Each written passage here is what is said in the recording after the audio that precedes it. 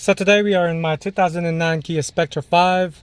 I'm going to be installing a dash cam that's hardwired to the vehicle's ignition system, so there's not going to be any dangling wires or anything like that that's going from the camera to the cigarette lighter.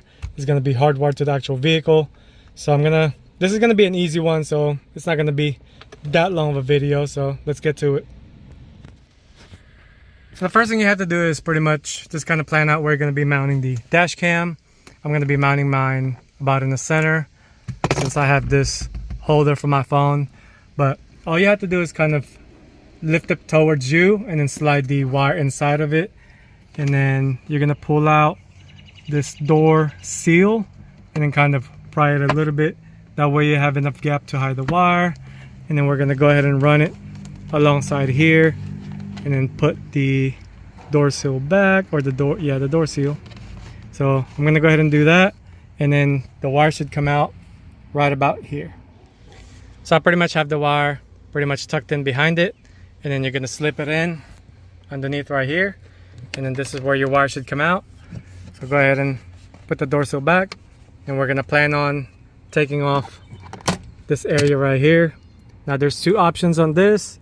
You could either run it to a fuse, or you can run it straight to the ignition, whichever one works. All you have to do is find a fuse that turns on and off with the vehicle or with the key. Then you can tap the power there, and obviously the ground, anything that's metal. But I prefer to just do it with the ignition since I have remote start anyway. So I already found the ignition, so that's where I'm going to tap mine for more power. Now to get to the ignition harness, you're gonna pop this little cover off. Nothing but clips. There's going to be two Phillips screwdriver right here, and then one here, also one on the bottom, and then one here, and everything just kind of pops off. Now make sure you release the tab right here. It has a little lip right there, so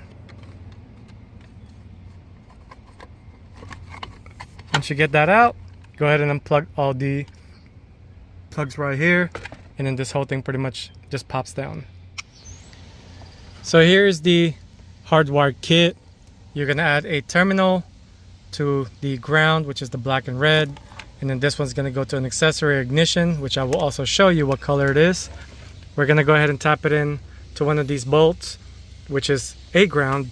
You don't want to do it in one of these where plastic is involved, or else it won't transmit ground the way it should.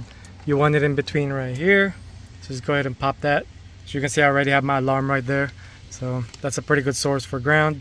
So just kind of slip it under, put the bolt back, and the ground is done. So here's the color wire that you're going to tap in. It's an accessory signal, which is the yellow wire.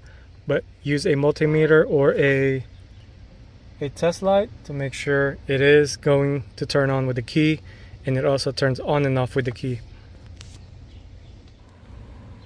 So here's the end result.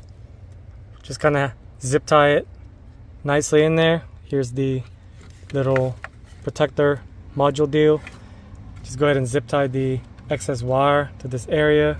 Make sure it's not just dangling. So go ahead and put everything back together, and we'll mount the dash cam. Now before you mount the suction cup, go ahead and clean it with a alcohol wipe, which I already cleaned it. So you can see it has a little dirt on it. Let it dry for a second, and then pretty much suction cup it to the glass.